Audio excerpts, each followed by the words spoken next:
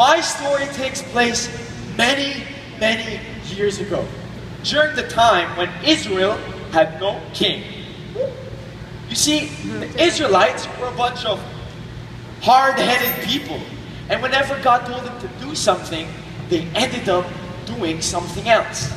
Because of their disobedience, God allowed their enemies to oppress them.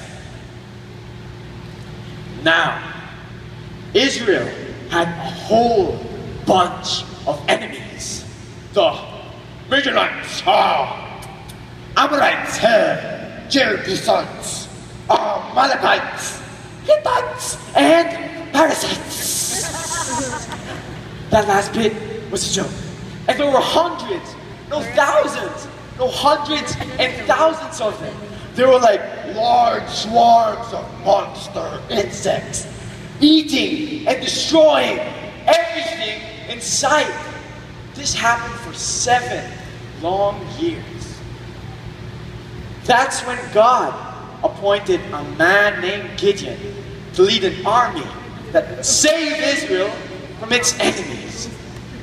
Maybe Gideon yelled, "But that's impossible! I'm not the warrior, and I'm from the weakest tribe in Israel, Manasseh. I say there are so many others who are more qualified than me. Like him, even her."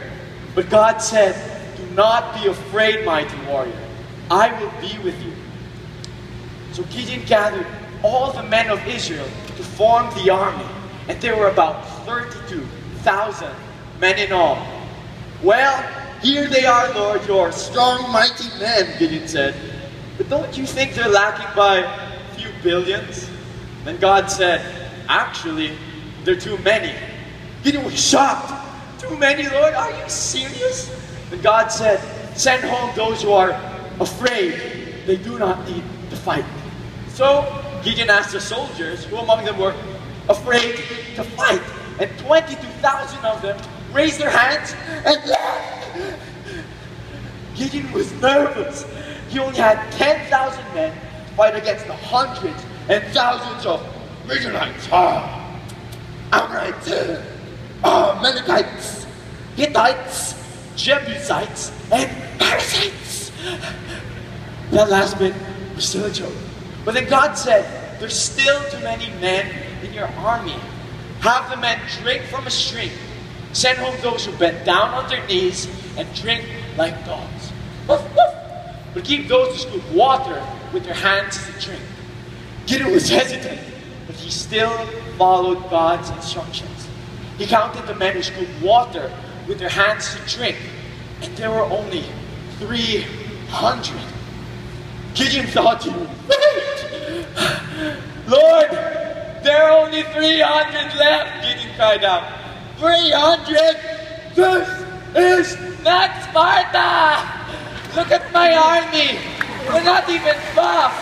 They look like they've never lifted weights in their entire lives.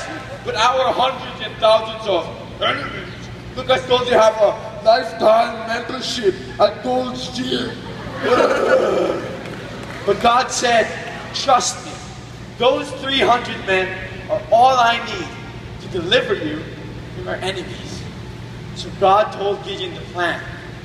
The 300 men were to be divided in 3 groups, and each man was to have a trumpet, an empty jar, and a torch. Gideon thought this was a very odd battle strategy. After all, they were going to war, not a fiesta! Still, he obeyed God's instructions. That evening, Gideon and his 300 men crept into the enemy camp. When Gideon signaled, all 300 men blew their trumpet, broke their jars, held up their torches, and shouted, "The sword of the Lord and of Gideon." The enemies woke up in a panic. "We're under attack!" The enemies were so confused confused and scared that they ended up killing each other or running away. Gideon and his army pursued the enemy. In the end, it wasn't Gideon and his army that gave Israel the victory. It was God. When you're faced with problems that seem too big or too impossible to handle, remember that all you'll ever really need to conquer these problems is the one true God.